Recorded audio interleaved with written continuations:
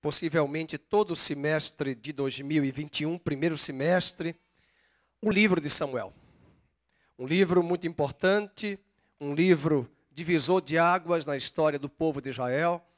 E eu quero ler com você um dos capítulos mais singulares do livro de Samuel, que é um cântico de Ana. E esse cântico pode ser o nosso cântico. Esse cântico pode ser o seu cântico hoje à noite, saindo daqui alegre na presença do Senhor. 1 Samuel, capítulo 2. Vamos ler. Então orou Ana e disse: o meu coração se regozija no Senhor. A minha força está exaltada. A minha boca se ri dos meus inimigos, porquanto me alegro na tua salvação. Não há santo como o Senhor, porque não há outro além de ti. E rocha não há nenhuma como nosso Deus. Não multipliqueis palavras de orgulho, nem saiam coisas arrogantes da vossa boca, porque o Senhor é o Deus da sabedoria. Ele pesa todos os feitos na balança. O arco dos fortes é quebrado, porém os débeis, cingidos de força. Os que antes eram fartos, hoje se alugam por pão. Mas os que andavam famintos não sofrem mais fome. Até a estéril tem 7 filhos, e a que tinha muitos filhos perde o vigor. O Senhor é o que tira a vida e a dá. Ele faz descer a sepultura e faz subir. O Senhor empobrece e enriquece, abaixa e também exalta. Levanta o pobre do pó, e desde o monturo exalta o necessitado, para o fazer assentar entre os príncipes, para o fazer herdar o trono de glória. Porque do Senhor são as colunas da terra, e assentou sobre elas o mundo. Ele guarda os pés dos seus santos, aleluia. Porém os perversos emudecem nas trevas da morte, porque o homem não prevalece pela força. Os que contendem com o Senhor são quebrantados, dos céus troveja contra eles. O Senhor julga as extremidades da terra, Ele dá força ao seu rei e exalta o poder do seu ungido. Então Elcana foi-se a Ramá, a sua casa. Porém o menino Samuel ficou servindo ao Senhor perante o sacerdote Eli. Deus abençoe a sua palavra, que Ele fale conosco. Não se esqueça que durante esse semestre leremos o livro de Samuel e faremos reflexões sobre esse texto. Você pode sentar.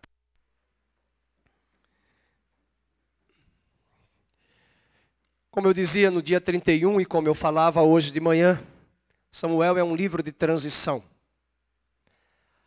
Uma transição de uma teocracia. Não havia rei em Israel ainda, para uma monarquia. Havia um rei espiritual. O rei era Deus, é Deus. Mas um dia Deus levantaria no trono dele, da vontade dele, um rei segundo a sua vontade. Esse rei seria Davi.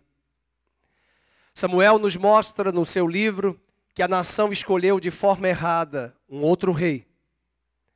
A nação se antecipou 40 anos escolhendo um rei chamado Saul. Ele era bonito. E nem sempre pessoas bonitas por fora são bonitas por dentro. Já dizia o ditado: por fora bela viola e por dentro é um pão bolorento. Cuidado. Muitas vezes nós olhamos na igreja, até mesmo você que já tem anos de caminhada de igreja, já viu pessoas que pregam muito bem, jovens, que têm uma facilidade de falar, de ministrar, uma oralidade maravilhosa, mas não têm chamado. Vão para os seminários, se formam e voltam tão eruditos, mas o coração tão frio. Esquecendo-se que seminário não prepara homens, apenas prepara intelectualmente, mas o coração e o chamado, quem tem e quem prepara e habilita é Deus. O livro de Samuel é um livro de crise. O cenário do nascimento de Samuel é a lição muito clara para nós de que sempre quando Deus quer fazer algo na história, o choro de uma criança é manifesto. E essa criança vai fazer mudanças significativas naquele cenário. Foi assim com uma criança chamada Moisés, um bebê que, ao chorar, tocou o coração da filha de Faraó, que trouxe o menino para o palácio. E esse menino vai crescer no palácio e vai se tornar, no futuro, o libertador de Israel.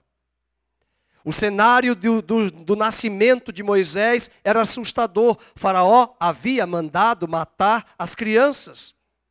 Ele foi poupado. Seu nome significa Moses, tirado das águas. Sobrenaturalmente ele foi preservado. O cenário era de gemido, de choro, de opressão econômica sobre os filhos de Israel na terra do Egito. Agora, Deus também traz uma criança, num cenário trágico. Tragédia econômica, política, moral, espiritual, sacerdócio corrompido. Os filhos de Eli brincando com o altar da casa de Deus. Eli já velho, sacerdote, mas um péssimo pai, que não corrigia seus filhos. A arca de Deus foi roubada no tabernáculo de Moisés, lá em Siló, pelos filisteus. Os filisteus que deveriam ter sido subjugados, arrancados da terra, nos dias de Josué, eles permaneciam ainda na terra. Estavam ali. Israel está na terra, conquistou a terra, mas não expulsou os inimigos. E todo esse cenário espiritual, econômico, político, moral, não é diferente dos nossos dias. A grande tendência que eu e você temos é olhar para todo esse cenário e sermos pessimistas. Só olharmos o caos. Só olhamos o problema. E se você é daqueles que fica olhando os prognosticadores de final de ano, que Deus te liberte. Porque os prognosticadores falam as coisas mais absurdas. Mas eles mentem. Eles dizem informações muito genéricas do tipo, vai morrer uma pessoa muito famosa. Mas quanta gente famosa tem nesse Brasil? Um cantor famoso, me dá o nome, me dá o dia, a hora em que ele vai morrer. E ainda que essa pessoa faça assertiva, confirme, espírito de engano está sobre ela. Maldita é a nação que invoca esse tipo de prática, mas bem-aventurada é a nação cujo Deus é o Senhor. Bem-aventurado é o homem que coloca a sua confiança e esperança no Senhor. E agora, na nova aliança, uma criança vai nascer numa cidade de Belém, que acabamos de celebrar. Um bebê vai chorar, não havia lugar em Jerusalém para aquele bebê nascer, e aquele menino nasce, e aquele bebê vai ser um divisor de águas, até mesmo na história da humanidade, antes de Cristo e depois de Cristo. É coisa extraordinária ver Deus mudando a história de cenários trágicos, através de um choro de uma criança. Olhar para um bebê é uma das coisas mais lindas. Uma pele lisa. A pureza, a ingenuidade, a sinceridade. Olhar para um bebê é lembrar da vida, de que Deus faz coisas novas. É olhar o mais velho, o avô, o pai, para aquela criança e ver que Deus está fazendo coisas novas. Quero começar esta pregação. Quero trazer esse primeiro domingo uma palavra de esperança para você que está nos assistindo em casa, para você que está aqui hoje. Acabamos de ler o capítulo 2 de Samuel e esse capítulo fala do cântico de Ana. Enquanto eu preparava esse sermão, eu lembrei de uma música que eu queria muito cantar aqui, mas a gente não ensaiou no Ministério de Louvor. Eu tenho em mim um canto de vitória, que foi escrito por Jesus na cruz. Um canto lindo que mudou a história e que ao mundo em trevas trouxe luz. Eu tenho em mim um canto de esperança, que a todos eu preciso proclamar. Jesus firmou comigo uma aliança, na qual eu vivo e posso proclamar, descansar. E aí o cântico diz, eu tenho em mim um canto de alegria, eu tenho em mim um hino de louvor, não apenas de palavras, mas de vida e amor, que testemunha da vitória do Senhor. E aí eu passei pela minha mente, peguei a palavra de Deus no meu imaginário, na minha mente, comecei a pontuar quais são os capítulos da Bíblia que falam de cânticos. Cânticos de livramentos, cânticos de vitória, cânticos que foram divisores de águas. Vamos lembrar de alguns deles. Cântico de Moisés, Deuteronômio 32. Goteja a minha doutrina como a chuva, destila a minha palavra como orvalho, porque proclamarei o nome do Senhor. E Moisés está avistando a terra prometida, e ele canta o Deuteronômio 32, o cântico de Moisés, e nós acabamos de ler Apocalipse no final do ano passado, 2020, parece que está tão distante, né? Em 2020, nós estudamos o cântico de Moisés, que vai ser cantado no livro do Apocalipse. Os remidos vão cantar. O cântico de Miriam, que pegou o tamborim e chamou as mulheres na hora da travessia do Mar Vermelho, Deus trazendo juízos, Deus mudando a história de um povo escravo para um povo livre. O cântico de Débora no livro de Juízes, quando os homens foram covardes, quando os homens recuaram, quando não havia, como diz no Nordeste, cabra macho, as mulheres se levantaram e Débora se levantou e cantou o cântico e deu a ela a vitória como juíza dos dias de crise da história de Israel. O cântico de Maria, que o pastor Felipe nos falou no Evangelho de Lucas, o canto chamado Magnificat de Maria. O canto de Zacarias, que não estava servindo a Deus, sua esposa era estéril, era um casal fiel, era um casal temente a Deus, avançados em dias, mas não tinha filhos, e Deus deu a eles, porque estavam servindo ao Senhor, eram homens tementes a Deus, um casal piedoso. Deus deu a eles um filho chamado João, o Batista, que prepararia o caminho do Senhor, mas isso começou com um cântico. Cântico de Maria, o cântico de João Batista, o cântico de Isabel, quando olha para Maria e vê o menino, e o menino mexe e se movimenta no ventre de Maria. E quando nós chegamos em Apocalipse, o cântico dos remidos. O cântico daqueles que foram salvos, daqueles que foram alcançados por causa do Cordeiro que com seu sangue comprou para Deus homens e mulheres de todas as tribos, povos, línguas e nações. Esse livro começa, meus irmãos, com uma mulher que foi à igreja, que foi ao templo no tabernáculo de Siló. Não existia Jerusalém, não existia o templo ainda, não existia o templo de Salomão. É na terra de Siló que estava a arca. Como eu dizia hoje de manhã, Elcana e Ana foram adorar a Deus, ambos, marido e mulher, no tabernáculo de Siló. Ali estava Eli, ela chora, ela derrama a sua alma, ela é vista como bêbada, embriagada, porque ela está ali chorando no altar, e ela chora, e os que semeiam em lágrimas colherão com alegria. 9 meses depois, ela dá à luz uma criança, e esse menino vai se chamar Samuel, e Samuel significa pedido de Deus ouvido. O nome de Samuel traz um significado ouvido por Deus, ou pedido a Deus. Deus tem ouvido a oração da igreja. Deus tem ouvido o clamor da igreja. Mas Deus quer levantar e fazer coisas novas nesse cenário de crise, nesse cenário de pandemia, nesse cenário que até os governantes das nações da terra se articulam para se aproveitar do vírus e fazer manobras políticas, ideológicas, engendrando mentes e trazendo toda essa perturbação que nós temos visto nesses dias, inclusive impedindo-nos até mesmo de estarmos juntos.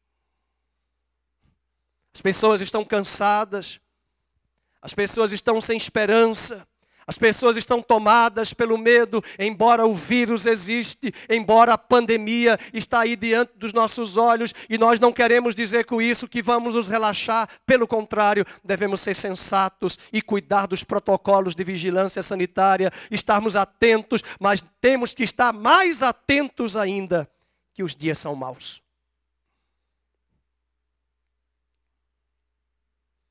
Queria hoje compartilhar com você o cântico de Ana.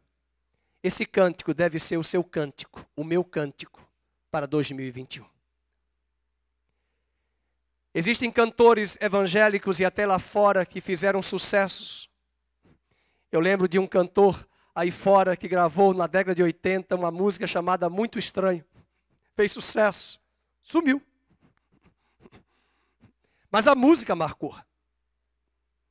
Existem músicas, repertório evangélico de cantores que gravam muitos CDs, mas apenas uma música. Emplacou. E talvez esta música foi inspirada por Deus e veio do trono de Deus e fez um divisor de águas na história da igreja. Deus é especialista em nos dar um cântico novo. Eu tenho um livreto do João Walker chamado Um Cântico Novo. E esse cântico, ele chega até nós, não é por técnica, não é por instrumentos de pessoas que sabem tocar muito bem, não necessariamente. São pessoas que podem ter até isso, mas que têm uma conexão com o trono de Deus e recebem dele, no momento que nós chamamos de insight, uma unção e uma revelação e uma palavra específica para aquele momento. Esta é a palavra específica para este momento. Essa mulher vai ficar grávida, ela vai dar à luz o menino Samuel, e ela vai fazer um cântico, e ela vai falar de um rei que não existe. Israel não tem rei. Mas ela vai falar do rei Jesus, que um dia virá, no cântico. Ela vai apontar no seu cântico palavras proféticas para milênios à frente. Para histórias, para momentos que Deus fará séculos e séculos à frente dela. Porque Deus deu a esta mulher um cântico de alegria e de vitória. Alguém já disse que na teologia nós sabemos que Deus é onipresente, mas segundo um rabino, quando Deus não está presente, ele levanta as mulheres, porque as mães, não levanta as mulheres, levanta as mães. Porque as mães querem estar presentes aonde os filhos estão. Essa mulher não imaginava que esse bebê que ela daria à luz, chamado Samuel, seria o último juiz, profeta e sacerdote. Seria um homem íntegro. Muitas vezes esse movimento feminista que tem ressuscitado no mundo inteiro, numa terceira onda, tem levado meninas adolescentes a desprezarem uma das coisas mais nobres que Deus deu à mulher, a maternidade. Esse movimento em que a mulher precisa trabalhar, e de fato ela precisa trabalhar no século 21, mas veio com a forte tendência, até porque muitas delas, juntamente com seus maridos, sustentam a sua casa. E nada contra isso. Mas o grande problema é que nós temos esquecido que grandes mães que Deus levantou na terra criaram filhos para Deus que mudaram a história de Israel e das nações. Quando a irmã Ruth Saviano esteve aqui, falou no seu livro sobre as mulheres, nós temos aqui alguns livros, algumas cópias, que quem quiser ela deixou comigo para vender, depois no final do culto eu mostro. Ela falou da mulher que é a esposa de John Wesley, a mãe de John Wesley, Susana Wesley, que teve vários filhos e criou esses filhos com excelência, com esmero.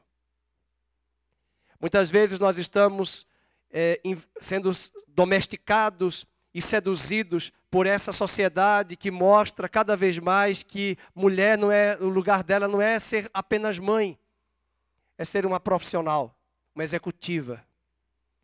E a maternidade começa a ficar em segundo plano, em terceiro plano, em quarto plano. E eu já tive num chá de bebê, onde eu ouvi com os meus ouvidos uma irmã aqui na igreja dizendo: de todas as minhas realizações, a maior realização que eu tive foi ser mãe. Nós podemos criar filhos, ter filhos, mas não se esqueça, os filhos não são seus. Jaime Kemp, um pastor missionário que trabalhou muitos anos no Brasil, ainda mora no Brasil, escreveu vários livros para casais. Ele disse que Deus nos deu emprestados filhos por 2 décadas para criá-los, para educá-los. E depois de 2 décadas, nós temos que devolver eles para Deus. Criá-los com excelência para Deus. Prepará-los. É verdade que muitos dos nossos filhos não gostarão, né? Não gostaram de algumas atitudes nossas, mas fique tranquilo. Eles vão olhar para trás e vão agradecer e dizer, valeu a pena. Mas eu quero desafiar a você nestes dias, e até os casados que ainda terão filhos, que filhos são bênçãos, mas a sua vida não pode girar em torno do seu filho. Antes do filho, Deus é mais importante. Esse menino que Deus deu a Ana, Samuel, ela vai ter depois 5 filhos. Capítulo 2, verso 21, diz que Deus abençoou Ana e ela teve mais 5 filhos, está ali, 3 filhos e 2 filhas. E com Samuel, 6, só que ela entregou Samuel depois de desmamado, com 2 ou 3 anos aproximadamente, na casa de Deus. E ele cresceu no tabernáculo. Ele se desenvolveu. A Bíblia diz que o menino crescia. É muito interessante essa narrativa, porque também a Bíblia diz que João Batista, Jesus, quando criança, eles cresciam e se fortaleciam. Imaginemos esse menino Samuel crescendo no tabernáculo de Moisés e vendo ali no tabernáculo em Siló os filhos de Eli brincando com os sacrifícios de Deus.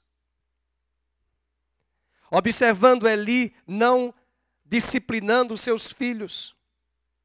Olhando para um sacerdócio muito frio. Olhando para um sacerdócio futuro por meio dos filhos Ofni e Finéias, que cada vez mais se distanciavam dos padrões de santidade de Deus.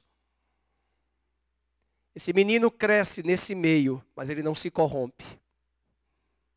E nós precisamos olhar para este cenário e ver que Deus está fazendo coisas novas na terra. E nós não podemos desprezar e não sermos daqueles que só verão o pior, o caos, a catástrofe e a tragédia. Deus está fazendo coisas novas. Nós temos jovens aqui, adolescentes que Deus está levantando, crianças que estão nascendo. É o futuro da nossa igreja. E nós como pais temos que investir, e nós como pais temos que observar, e nós como pais temos que prepará-los, habilitá-los como flechas para acertarem um alvo. Esse era o papel de Ana. Alguns anos atrás eu li a história, a biografia de JK, não dos Estados Unidos, mas de JK do Brasil, Juscelino Kubitschek. Sua mãe, uma mulher muito simples, lavava roupa. Doutor, capacitou ali o filho, estudando na melhor escola privada, uma escola de padres. E foi dali que ele saiu para ser médico. Mas as despesas foi com muito sacrifício para pagar seus estudos escolares. Ela lavava roupa nas madrugadas.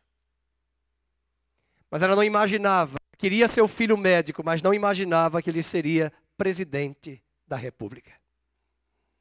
Você não sabe onde o seu filho vai chegar. Você não sabe onde seus netos irão chegar. Muitas vezes eu vejo mulheres de 60, 70 anos que não têm o discernimento de que elas não são mais meninas de 15. Estão andando de mini saia, eu chamo de micro saia ou nano saia. E elas já são avós. E elas perguntam às vezes para nós, pastores, pastor, qual é o meu ministério? Educar os seus netos. Porque a irmã não educou seus filhos, não conhecia o evangelho. Deixa essa nanosaia, microsaia. A irmã não é mais jovem. Deixa essa moda de Hebe Camargo e viva os planos que Deus tem para a sua vida. Eduque seus netos, mostre para os seus netos, cante para os seus netos, ore com seus netos, leia a Bíblia com seus netos. Eles vão, a senhora vai morrer um dia, mas os seus netos vão lembrar: eu tive uma avó que me ensinou as sagradas letras. Eu tive alguém que foi a baliza, parâmetro, equilíbrio na minha vida. Esse é o papel de Ana.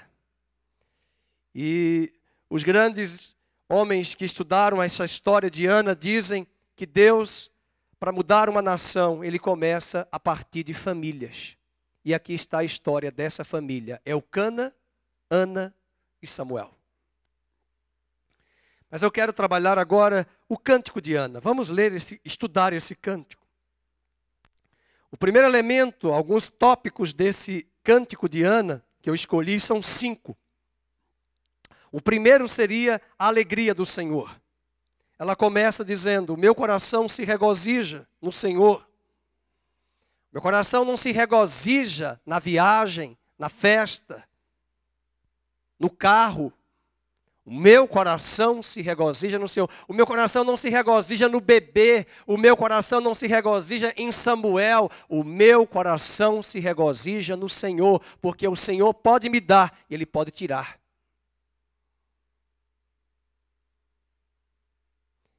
Nós pastores, às vezes, temos que engolir algumas coisas a seco e não falar nunca. Mas eu posso falar aqui de púlpito hoje. Tenho vontade de dizer, já tive vontade de dizer para algumas mães: será que esse filho foi Deus mesmo que deu? Será que esse filho foi bênção mesmo de Deus para a sua vida? Porque parece-me que esse filho tirou a senhora da igreja. A senhora só vive em função dele. A senhora cerca ele dos melhores estudos, das melhores escolas, dos melhores idiomas, dos melhores instrumentos. Mas não tem tempo de trazer esse menino para casa de Deus. A alegria de Ana não está em Samuel. A alegria de Ana está no Senhor. Deus é a prioridade na sua vida. A minha força está exaltada no Senhor. A minha boca se ri dos meus inimigos. E ela diz: porquanto, eu me alegro na tua salvação. Alegria. Diz o texto de Neemias: a alegria do Senhor é a minha força. Onde está a sua alegria? Ela diz: a minha força está exaltada. É interessante que ela usa a palavra força, mas algumas expressões, algumas versões trazem a palavra chifre, o poder. Por exemplo, no verso 10, ela diz na última frase: dá força ao seu rei, dá poder. Força, poder e chifre. Chifre é uma palavra usada no Velho Testamento que simbolicamente remete-nos a poder. Por exemplo, quando Daniel teve a visão de um bode com 2 chifres, e depois um bode com um chifre e um carneiro com 2 chifres, ele explicou que o chifre era Alexandre o Grande. O poder de Alexandre, poder bélico, armamentista. E depois ele viu um outro império, um carneiro com 2 chifres. E ele pergunta: mas quem são esses 2 chifres? O Império Medo, persa. Que o próprio Alexandre o Grande vai destruir. O bode destrói o carneiro. E aí o chifre aparece no Apocalipse como simbologia de poder. E Ana está reconhecendo que o poder daquela época está corrompido, mas o poder de Deus está sentado no trono e Ele rege e governa todas as coisas. E Ele dá força aos fracos, aos desprezados, aos impotentes, aos rejeitados, para fazer coisas novas na história. A alegria do Senhor é a nossa força. Quero dizer a você que está nos ouvindo, nos assistindo em casa, a alegria do Senhor é a tua força para o ano 2021. Interessante que ela já usa aqui a palavra: eu me alegro na tua salvação. Veja o versículo 1, a última frase: eu me alegro na tua salvação. É verdade que ela está se referindo à salvação em duplo sentido. Ela está se referindo à salvação de Deus ter dado a ela a graça da maternidade. Mas com certeza o Espírito do Senhor a fez profetizar, porque ela já está profetizando que esse menino trará salvação para Israel, ungirá o último rei, que seria o primeiro rei do coração de Deus, Davi, que traria a monarquia plena e destruiria todos os inimigos que oprimiam Israel naquela época. Quem fez isso foi Davi. O segundo aspecto que aprendemos nesse cântico que ela traz é a majestade do Senhor. Verso 2 e 3, ela traz um dos grandes atributos de Deus. Não há santo como o Senhor. Deus é santo, separado, porque não há outro além de ti. E rocha não há nenhuma como nosso Deus. Acredito que na sua Bíblia a rocha esteja com R maiúsculo, porque não está falando de qualquer pedra, está falando de a rocha. A grande rocha, de onde fomos enxertados, tirados e enxertados. Jesus disse para Pedro: tu és Petros, uma pedrinha, e sobre esta pedra, essa grande rocha, eu edificarei a minha igreja. Não existe grande rocha sem pequenas pedras. E cada pedra que está aqui compõe essa grande rocha, que está crescendo.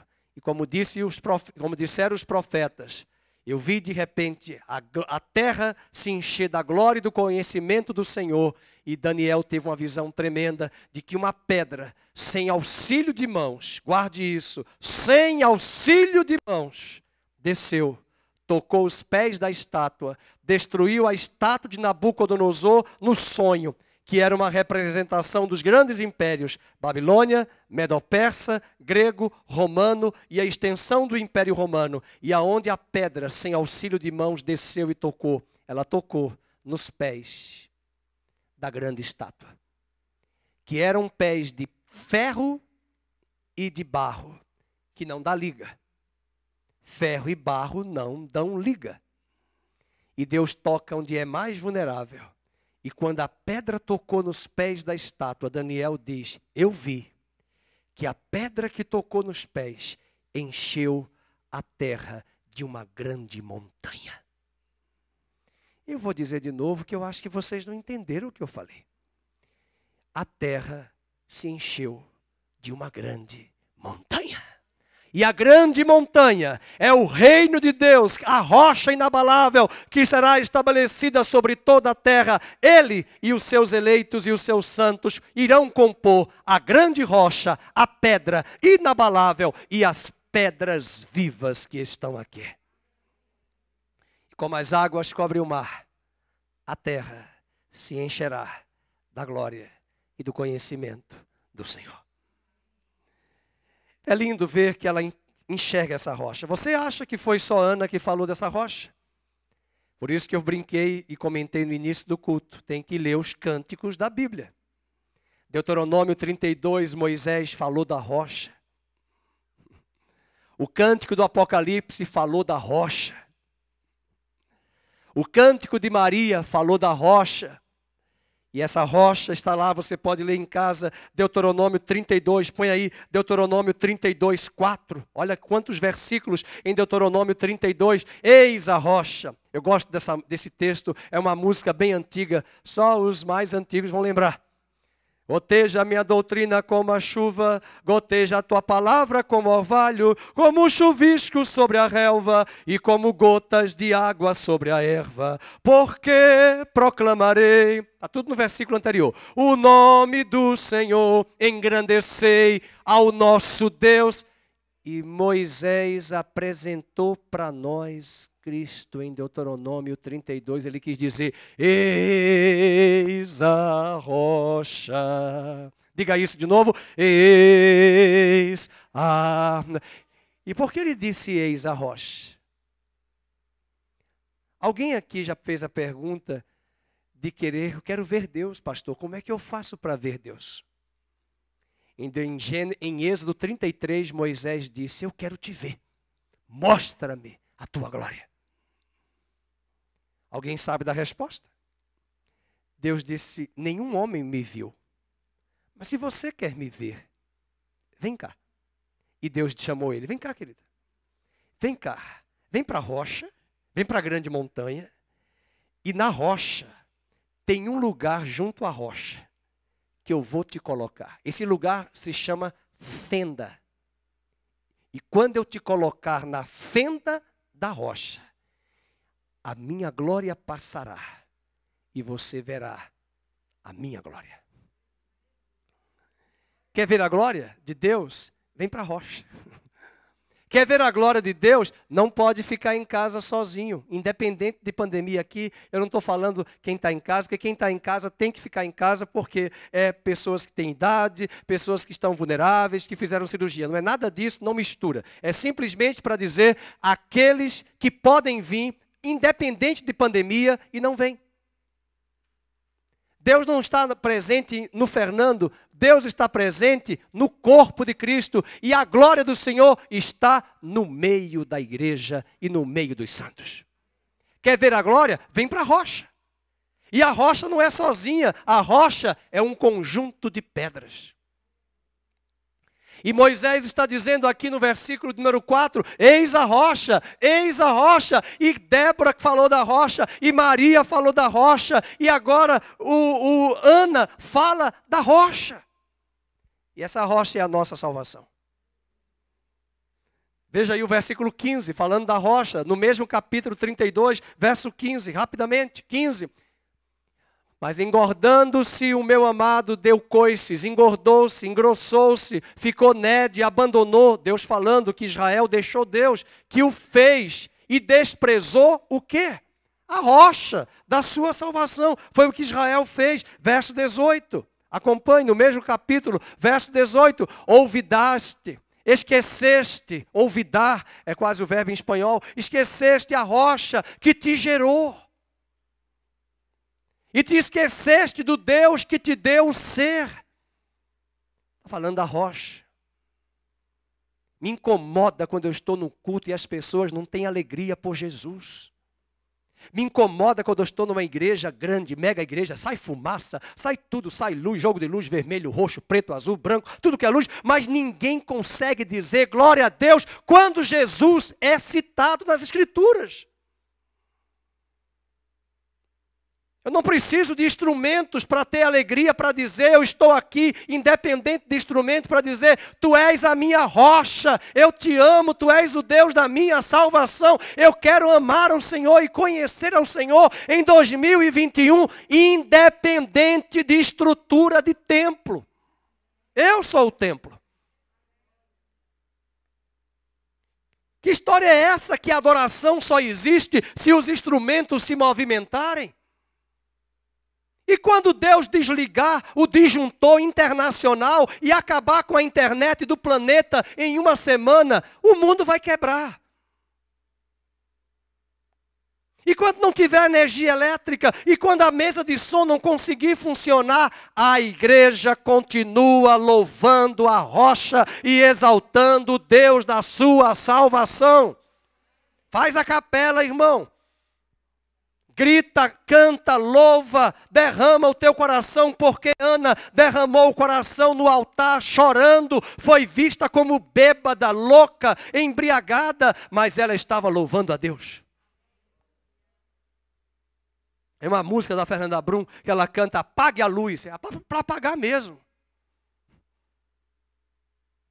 Nós temos que ensinar aos jovens que igreja não é boate. Nós temos que ensinar a nova geração que luzes, holofotes, barulho, nem sempre Deus está. Me incomoda quando eu vejo crentes que gritam porque uma bola entrou numa trave de um time do seu futebol, do time que ele torce. Mas essa pessoa é seca, fria, murcha na casa de Deus. Isso me incomoda porque eu não vejo na igreja a alegria, a paixão por Jesus. E dá uma tristeza. E nós podemos ter homens de Deus nos púlpitos desse Brasil e uma igreja que não valoriza o púlpito que tem, o rebanho onde ela está.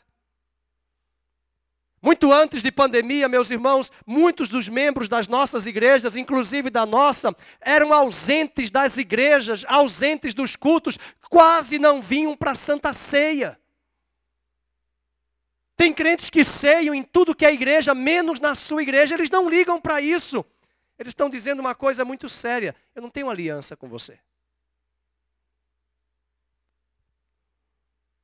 Você sabe para onde Ana e Elcana foram? Para Siló, onde estava o tabernáculo. Eles foram para Siló. A Bíblia diz no capítulo 1, eles foram para Siló. Eles iam anualmente adorar ao Senhor em Siló. Porque Êxodo 23 diz que eles deveriam subir aonde estava o tabernáculo para adorar a Deus nas festas sagradas, Páscoa, Pentecostes e tabernáculos. No mesmo capítulo 32, avance, verso 18, ele vai falar da rocha, vamos rápido. Olvidaste a rocha, verso 30, e agora o 31, 30, 31. Como poderia um só perseguir a 1000 e dois fazerem fugir 10.000, se a sua rocha los não vendera? Verso 31, coloca aí. Porque a rocha deles não é como a nossa rocha, e os próprios inimigos o atestam. Verso 37. Do capítulo 32 de Deuteronômio, então dirá: onde estão os seus deuses e a rocha em quem confiavam? E é o que essa pandemia tem nos mostrado. Nós devemos estar firmados na rocha, porque não seremos abalados. Deus está confundindo tudo. O que era só idoso que falecia, agora são jovens, crianças, adolescentes que morrem de Covid. E eu estou percebendo que as pessoas não mudam muito, não. As coisas estão acontecendo e eu continuo vendo pessoas que desejam ainda, até no meio de nossas parentelas, desejando a morte do presidente da República. Que morra de Covid.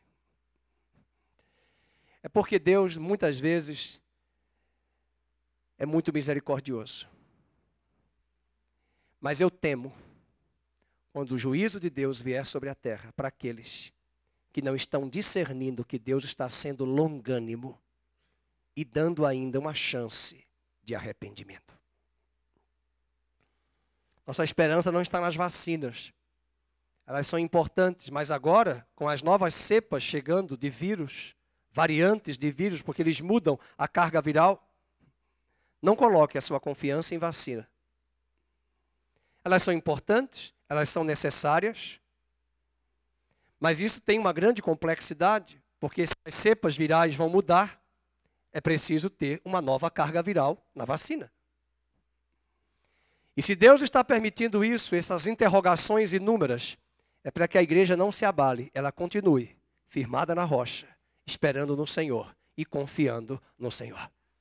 E Deus guardará os seus. Há muitas pessoas que estão adoecendo de Covid e que não vieram à igreja, mas adoeceram de Covid em casa. Quem levou Covid para elas? Alguém levou.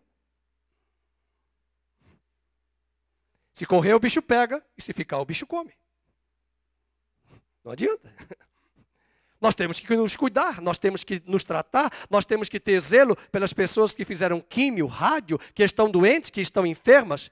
E, por favor, me entendam mais uma vez o que eu estou dizendo. Eu não desconsidero nada disso. Tudo é importante. Mas como é que essa pessoa adoeceu? Se ela não saiu de casa desde março e adoeceu de Covid. Eu conheço casos assim.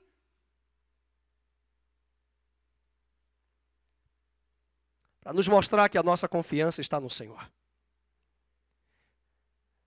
Eu esqueci de falar de um dos cânticos mais lindos que eu preguei no dia do final do ano. Segundo Samuel 22, é o Cântico de Davi. Depois vocês anotem aí, Cântico de Davi, capítulo 22. E no capítulo 22, verso 32, do segundo Samuel 22, 32, Davi fala da rocha. Segundo Samuel 22, 32. Vamos ver na tela. E sabe o que é que a rocha nos fala? De estabilidade, força e constância. Segundo Samuel 22, 32. Vamos ler? É até uma música bem antiga. Quem é rocha como nosso Deus? É uma pergunta. E ele diz, pois quem é Deus, senão o Senhor? E quem é rochedo, senão o nosso Deus. Tem uma casa no Guarujá, faz muitos anos que eu não vou ao Guarujá, quando eu vou fazer caminhada, que eu vejo aquela casa, que foi construída na década de 80, na rocha. Aí eu paro, eu fico olhando, é a nossa vida. Uma casa na rocha. Ali só um terremoto, que vai fugir a escala Richter, que vai lá para 30, para derrubar aquela casa. E o sopro de Deus, né, irmãos? Porque basta ele fazer, foi. Não tem nada que sustente. Mas para os homens, para os engenheiros, uma casa na rocha é fantástico. Eu falei da alegria do Senhor, eu falei da majestade do Senhor, a rocha. Vamos falar agora o terceiro tópico, a graça do Senhor. 1 Samuel, capítulo 2, verso de número 4 a 8. Olha a graça. O arco dos fortes é quebrado. O arco dos fortes é quebrado. Porém os débeis, cingidos de força. Eu dei uma olhada aqui nesse versículo 4, 5 e 6. Ele faz o contrário, né? O antônimo, o contrário. Ele usa fraco e forte, pobres e ricos, famintos e sem fome, alimentados, fartos, débeis e vigorosos. Veja, por exemplo, no verso 4, o arco dos fortes é quebrado, porém os débeis cingidos de força. Por que ela está cantando isso? Porque ela está vendo que aquela mulher humilhada, que não conseguia ser mãe, ela deu à luz. Aquela mulher que era provocada por Penina, aquela mulher que era irritada por Penina, agora está cingida de força. Mas mais do que isso, ela está vendo e antevendo que Deus vai trazer um menino de 15 anos chamado Davi, que vai se assentar no trono e que vai destruir os filisteus e destruir Golias. Para mostrar que ele é forte no meio dos fracos. Que ele pega os fracos, ele pega os vasos de barro, ele pega os desprezados, os rejeitados e derrama o seu poder nesses vasos de barro como tesouro. Você que já chegou aí aos 50, aos 60, sabe que tem muita gente no RH que quando vai para entrevista na escola, nos departamentos, fala muito bem, né, tem uma excelente formação acadêmica, mas não sabe dar aula. É bonitinho, é engomadinho, arrumadinho, cheirosinho, mas não sabe. E nós continuamos ainda na nossa limitação humana, pautando as nossas escolhas por aquilo que vemos. E Deus continua pegando os débeis, os fracos, os desprezados e depositando o seu poder. O arco dos fortes é quebrado, porém os débeis cingidos de força. Verso 5, os que antes eram fartos, hoje se alugam por pão. Mas os que andavam famintos não sofrem mais fome.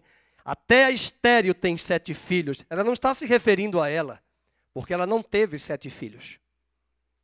Ela teve 5 depois que ela teve Samuel. Então ela teve 6. Mas ela não está falando 7 filhos dela. Ela está dizendo que o número 7 é o número da plenitude. É o número da perfeição. É o número de Deus. A estéril tem 7 filhos. E a que tinha muitos filhos perde o vigor. Agora ela faz um outro contraste. É o Senhor que tira a vida, é o Senhor que a dá. Em outras palavras, ela quer dizer, Ele é o começo e Ele é o fim. Ele é o alfa e Ele é o ômega. Ele é quem dará o ponto final. Ele faz descer a sepultura e faz subir. Ainda contrastando, ela diz no versículo 7, o Senhor o sacerdócio da família de Eli vai empobrecer. E Deus vai levantar um outro sacerdote que vai enriquecer Israel, que é Samuel. O Senhor empobrece, mas o Senhor enriquece. Ele abaixa e Ele exalta. Cuidado com a soberba. Cuidado onde você está. Ninguém fica num lugar para sempre. Deus tira e Deus põe.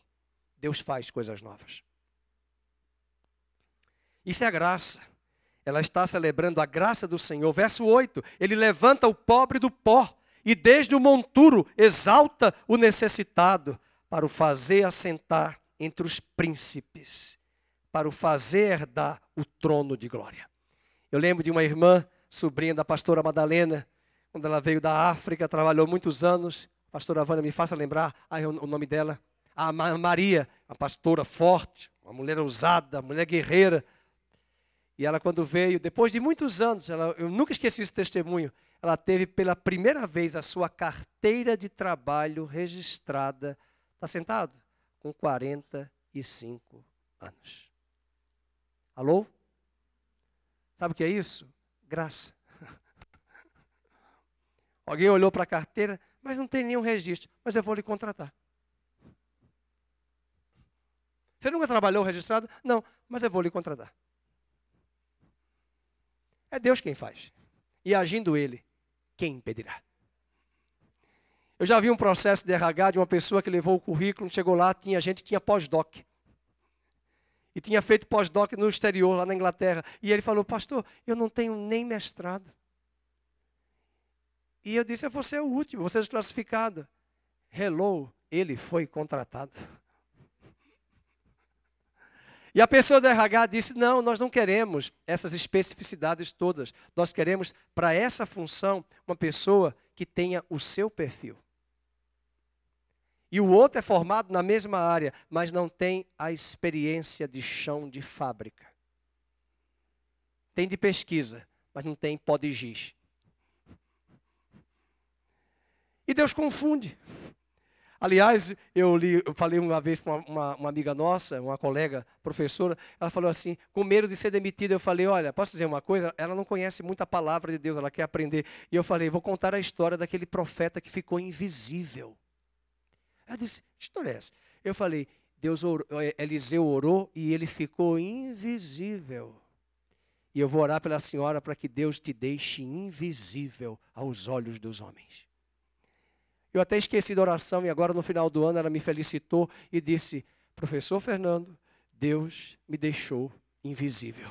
E eu aprendi a orar pela invisibilidade de Eliseu. Porque Deus pega as coisas que não são para confundir as que são. Invisível.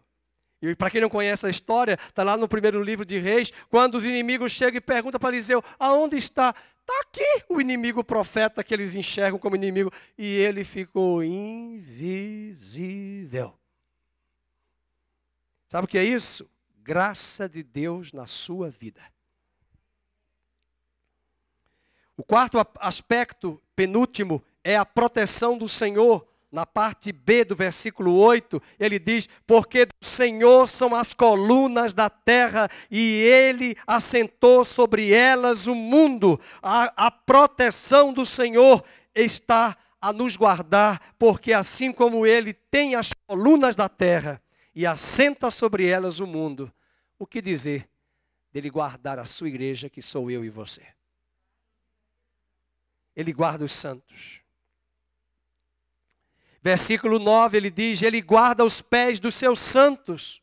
E eu quero crer que neste ano 2021, ele vai guardar a tua entrada, ele vai guardar a tua saída, ele vai guardar o teu caminhar, todos os dias, todos os meses, todas as semanas de 2021, e não seremos abalados. E no Salmo 112, verso 7, não temeremos as más notícias.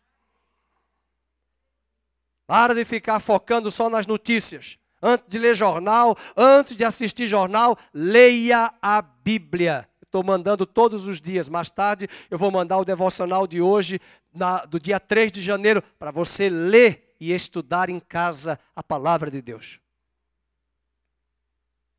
Tem gente que acorda, já vai logo ler jornal e revista. Tem que ler a Bíblia. João Erges dizia que é o livro mais atualizado, é o jornal mais atualizado, é a Bíblia Sagrada. E nós ficamos muito focados. Agora a moda é a cepa, é a nova cepa, é a nova onda, é a nova onda. Eu quero as ondas de Deus. E o último aspecto, ainda tem o versículo 10, né? Ele fala: os que contendem com o Senhor são quebrantados, dos céus troveja contra eles. O versículo 10 é o quinto e último aspecto, é o reino do Senhor. Que interessante. Ela pediu um filho. Deus deu a ela o filho. E ela vai dizer, não reconhecendo que é Samuel que será o rei, mas ela já profetiza no cântico que Deus dê força ao ungido dele e ao rei. Só que nos dias de Ana, não existia rei. Não tem rei em Israel. Não tem rei. Quem é o rei? Ela já está enxergando a rocha inabalável, o rei dos séculos, Jesus Cristo. Veja o versículo número 10. E os que contendem com o Senhor são quebrantados. Dos céus troveja contra eles. O Senhor julga as extremidades da terra. Vamos juntos? Dá força ao seu rei e exalta o poder do seu ungido. O filho dela não foi rei, mas ela já está cantando e profetizando que o rei virá, que o Senhor virá, que ele governará. E é lindo que Samuel, no capítulo 7 do segundo livro, vai ungir a Davi. E naquela hora Deus vai dizer, eu te juro que o teu descendente um dia virá e assumirá esse trono e reinará eternamente. E o inimigo não o atingirá. E o inimigo não o surpreenderá, não o abalará. Ele não estava falando de Salomão. Ele estava falando de Jesus, que como descendente de Davi, já veio na primeira vinda e ocupou o trono do nosso coração e virá na segunda vinda em breve para estabelecer um reino visível, onde todo joelho se dobrará e toda língua confessará que somente Ele é o Senhor e o Rei de toda a terra. Interessante, né? O cenário de Ana, de Elcana, é um cenário de crise. Mas só tem alegria e canto de celebração. Deus está fazendo coisas novas. O ano não começou no dia 1º. Essas pessoas ficam viradas no ano, dia 1º, dia Réveillon, dia 31, mas é um dia normal. Mas o ano não vai mudar se você e eu não mudarmos. A nossa forma de enxergar, a nossa forma de olhar e de mensurar as coisas. Não espere em anos, espere em Deus. E permita que Deus mude a tua cosmovisão. Mude o teu pragmatismo. Mude o teu modus operandi, a tua lógica. E você e eu não andamos por vista. E quando a partir de hoje e amanhã você chegar em casa e as coisas piorarem, você não diga que o pastor pregou errado. Quando as coisas piorarem, diga, eu não ando por vista, eu ando por fé.